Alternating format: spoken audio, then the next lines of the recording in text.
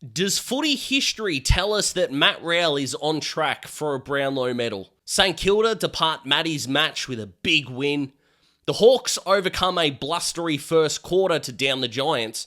And Brisbane come back against the Cats to reaffirm their spot as footy's best team. This is the Saturday Spotlight, where we quick-fire review all of Saturday's games and give you everything you need to catch up on what's happening across round 3. Let's get into it.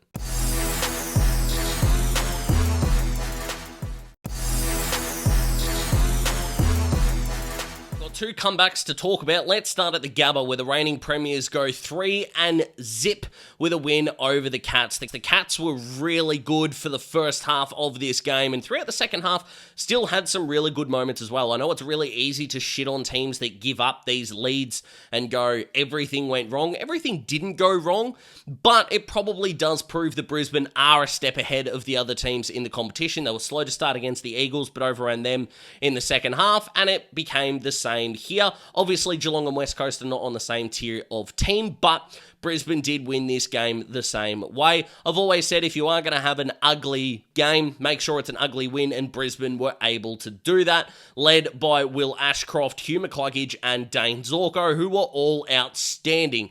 And to be fair, give credit to the sub rule. I mean, it stinks, but Bruce Revel was also great. That goal, lovely. But the third quarter from Brisbane is where they broke this game open, and they did enough in the back end to ensure that they got home. Geelong did some really weird things in this game. Let's start with Mitch Nevitt as the sub. For some reason, as a guy who thrives on tackling, the fact that he had to wait so long to come on the ground was weird. The fact that Sam De Koning was subbed out when you had someone like Jai Clark, who wasn't playing that great at that point in time, to come off, I just thought was a really weird decision. What is going to happen with Geelong's ruck situation? Reece Stanley had a really good game in the VFL, so let's see how that goes from the Cats. Bailey Smith, after taking a week off, was pretty good. Faded out of the game a touch, but was reasonably good. And for the Cats, sometimes you just lose by a kick and a half to the best team in the comp. Like, the St. Kilda loss was worse than this, but at 1-2... they're obviously not playing their best, but am I having nightmares about where they're at? Not really, to be honest, but I think they are going through a phase where they're just trying to be a little too clever, and that's in their ball movement, in their defense, in some off-field stuff as well, like I said, with the sub and all those kinds of things, that maybe they just need to get back to basics and do them better than any other team in the competition, but we're probably nitpicking here. Back over to Brisbane, Will Ashcroft's had a really slow start to the year, but he had the 33-odd disposals in this game and looked genuinely dominant at times. I know he had 22 handballs versus 11 kicks, but he was just everywhere, which was awesome. The name of the game was Territory, and Brisbane owned the Territory game in the second half, but you know, Will, at I think less than 200 metres gained he had for the game, was still a dominant force. Dane Zorko is just showing how to be, like, older. I was just going to say old, but older and dominate in the AFL. So that is a massive credit to him. I feel really good about Brisbane. I feel okay about the Cats at this point in time. I feel like it is going to sting for Cats fans, absolutely. But one more loss like this, and I think it'll turn into a interesting. But overall, it's not the worst. It sucks, but it's not the worst. Much as I would love to sit here and go, the Hawks are the best team in the competition, they're 4-0, heading into the bye, it's still Brisbane. Anyone telling you it's not Brisbane is wrong, lying, or trying to get clickbait. Sorry if you're a Hawks fan, but that's the truth. Speaking of Hawks fans, if you are waiting for my completely biased Hawthorn-centric fan reaction to the Hawthorn GWS game, that'll be coming out at either between midday and 1 p.m. on Sunday. Well, you're probably watching this on Sunday because I think I'm recording this at like 11:45 at night, because who needs sleep when there's footy happening, you know what I'm saying? But in terms of the as unbiased as I can in this game, the first thing that I want to do is give a hell of a lot of credit to Sam Mitchell, who just dominated tactically in this game. The way that the Hawks were able to respond after going down 5-7 to 2 behinds at quarter time, they were able to take advantage of the breeze, and you just kind of had that, well, yeah, both teams did. The first team to adjust to against the breeze was going to be the team that won the game, and the Hawks did that beautifully in the third quarter, and you can find out more why I thought this game was just like a cricket match, including one of England's worst cricketing mistakes in that reaction. But on the Hawks as well, Cam Mackenzie was unbelievable. Lloyd Meek got back to form. And Nick Watson, my goodness, the wizard. What a game he played for the Giants. It was really interesting to watch their rebounding half-backs. So Lockie Whitfield, I should say, and Lockie Ash, double Lockie, if you go about it that way, just struggled to get any kind of penetration, even in that first quarter. And Whitfield was really good in the first quarter, and it's not as if Ash was a scrub in the first quarter either, but they were getting territory. They kicked 5-7. Everything was great, of course, but it just felt like their transition game by foot was not working as well as by hand early on, which did kind of negate their meters gained effect. And then, as we said, the Hawks shut it down in the third quarter, which is just unbelievable. Darcy Jones, Toby Green are probably the guys that forward of centre probably needed to get involved a little bit more. Brent Daniels as well. They didn't really have any link-up options, the Giants, to get the ball from centre forward the way that the Hawks did, probably more so through Finn McGuinness than anyone else. They'll be pretty disappointed with this, the Giants, but I don't think anyone's doubting that they're going to be a very good team throughout 25, and the second comeback is complete. Let's go to the MCG. We're in the against the odds segment, and I thought the rain would tumble down and that would give Melbourne a chance. It didn't, and the sun was shining both in the air and on the ground as Gold Coast took the absolute piss. I know that a lot of the analysis coming out of this is that Gold Coast are finally here and they've arrived, but effectively the question that needs to be asked is, what's changed? What has made Gold Coast look more formidable now versus when they've gotten off to good starts in the past? And I think the answer to this question is their maturity in their decision-making, whether it was off half-back, and John Noble was unbloody believable in this game. 29 disposals, one of them was contested.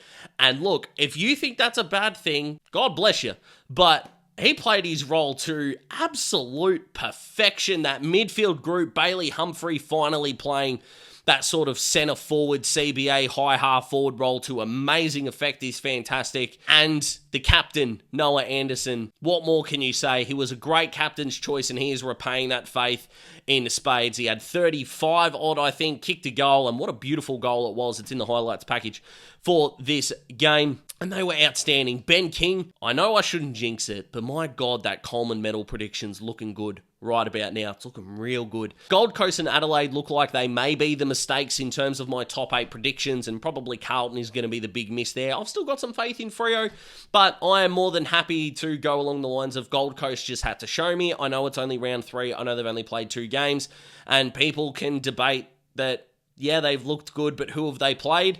This is Gold Coast, who have played 2 games on the road and won them both by a combined 120 points. You can't do much more than that. And if they'd done less than that, you'd be bagging them for it. So, look, I know it's kind of the theme of the channel right now, but if you can't praise for what someone's done, where if they didn't do it, you would criticize them, that's just being a prick.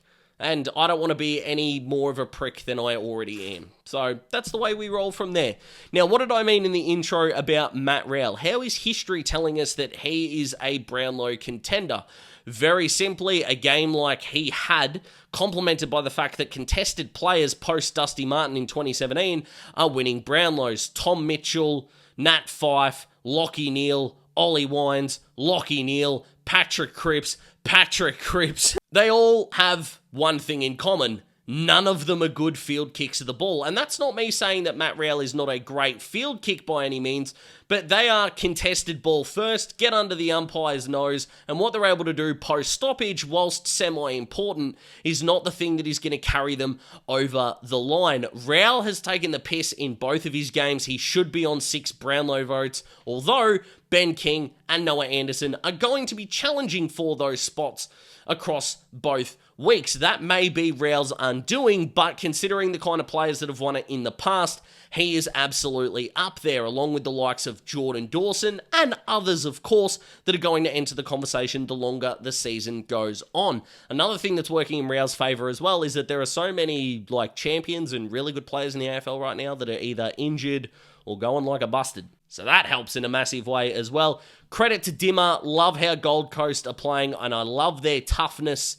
Ben Long on a half-forward flank has been awesome, and just quietly loving Joel Jeffrey off the half-back flank as well. When it comes to the Ds, well, I was ready to give them a chance in the against the odds. I'm not anymore. Everything I said about the real problem in Melbourne video still holds true.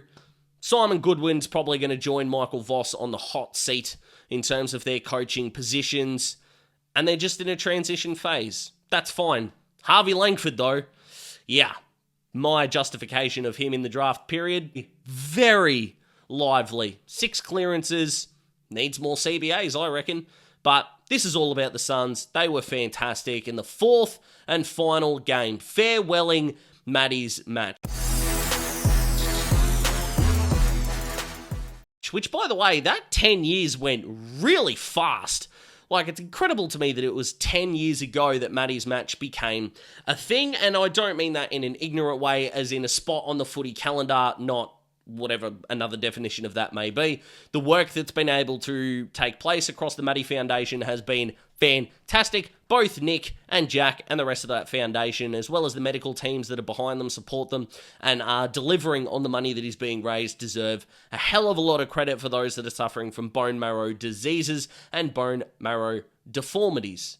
And if you or anyone you know is going through something similar, my fingers and toes are crossed that things can improve quickly and hopefully can live a long, sustainable, and enjoyable life, and hopefully see your team win a flag in the near future if you haven't already, or if you have, stuff it. Try and win another one. That's always fun too. And again, I just know that St. Kilda are going to get no credit for this is because people thought that Richmond were going to be awful coming into the season, and outside of what, you know, the loss against, or the win against Carlton, I should say, is kind of looking worse and worse. The worse Carlton are becoming, which is already something that I hate on paper, because Richmond were 59.5 point underdogs going into this game, which, you know, is genuinely batshit. But St. Kilda put the foot on the throat. I know how young Richmond are. I know all the reasons. If I'm a Richmond fan, though, I'm going to be pretty damn frustrated at how the senior players are just not living it up. Now, I'm not saying that senior players have to be perfect, but the two that I kind of want to point out here are Jacob Hopper, who looks invisible on a footy field. Like, he gets the ball and you kind of think to yourself as a neutral supporter, yeah, Jacob Hopper's playing. And look, I love him. There are not many players in the AFL I love more than Nathan Broad. My God, I don't think I've seen him play a worse game than that. And shout out to Toby Trevalio, who I think caught him holding the ball 3 times in this one, which was extraordinary, and what a player he looked on debut. But St. Kilda's ability to put the foot on the throat and get the percentage boost that's required is the sign of a mature team. They could have just as easily, it would have been the most St. Kilda thing in the world to come out, beat the Cats, go to Marvel, take it easy against the Tigers, as someone has already done that this year. No, they absolutely destroyed them. Outside of the funny guy who won Mark of the Year by throwing the ball in the air, we need to stop underrating Jack Higgins. I know St. Kilda fans are not doing that. The rest of the footy world is. We need to stop it. Mason Wood as a wing half-forward role is really coming into his own. And their youngsters are looking outstanding. Winhager kept Taranto to 20 disposals and no real influence. Mitch Owens kicked 4 and bowed to the crowd, which I thought was outstanding. Hugo Garcia looks a real player. Trevallier on debut, 18 disposals, was fantastic, and I'm actually half convincing myself that Rowan Marshall was never actually injured.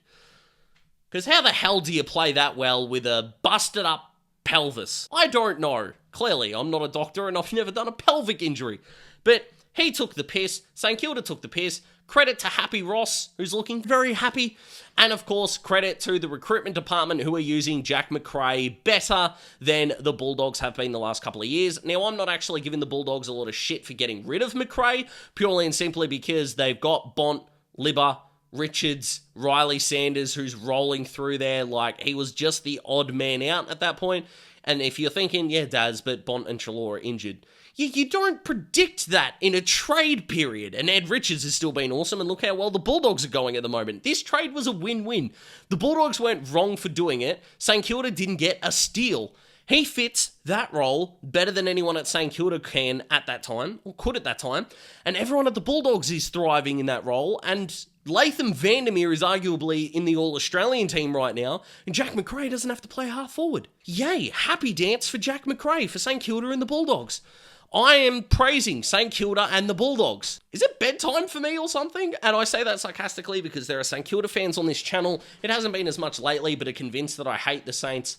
I really don't, I promise you. Nasiah Wanganeen-Millera is a star, and Jack Sinclair had 40 disposals, and it seemed like every single one of them broke the back of the Tigers. Adam Ruse, he's going to go through a lot of pain. I think he's going to come out of this as like one of the worst win-loss percentages. I think those records are going to come into it at the end of the year, which is going to be a shame because there is an identity and there is a real youthful exuberance around this Tigers team that is not all downhill. Luke Traynor was awesome. Seth Campbell was awesome. Jacob Blight showed a lot. You've got guys like Tom Brown, who, although he wasn't fantastic on the weekend, he was a little bit quieter, is still showing plenty. Ryan Mansell, even though his name is spelled incorrectly, Rhyan is, and say it with me, incorrect. But Richmond fans will know the pain that is coming, and they will hope that they can take a lot of positives out of this. After a really good VFL game, Tyler Sonsie showed some really clean moments, and that's all they can look for. But a massive congratulations on a Saturday to not only my Hawks, but the Brisbane Lions, Gold Coast, and St Kilda for their massive wins. Apart from Melbourne, I don't think the losing teams are coming out of this disgracefully at all because of where they're at or how they played. Just couldn't get the job done in the end, and we know about Richmond's rebuild. This has been the Saturday session. Like the video if you like the video. Comment to engage, guys, interact. I love replying to you guys in the comments. I try to get to all of them as best I can. If you want the Hawthorn GWS reaction as a pure biased Hawthorn fan, that is coming out very soon, or if you're watching this in the afternoon, it's already out. Go and watch that if you haven't already, and just enjoy the fact that the lid is off at Daz HQ. Enjoy the rest of your weekend, guys. The Sunday Spotlight will be coming. Make sure you follow me on TikTok. Your support means the world there as well. Subscribe to join the cohort of fans and family that are around us at the moment, guys. We've hit 5K. The next goal is 6. Only you can help make that happen. I appreciate all of you that have watched this video, and if you made it this far, you're an absolute star. Thank you very much, and I will see you tomorrow.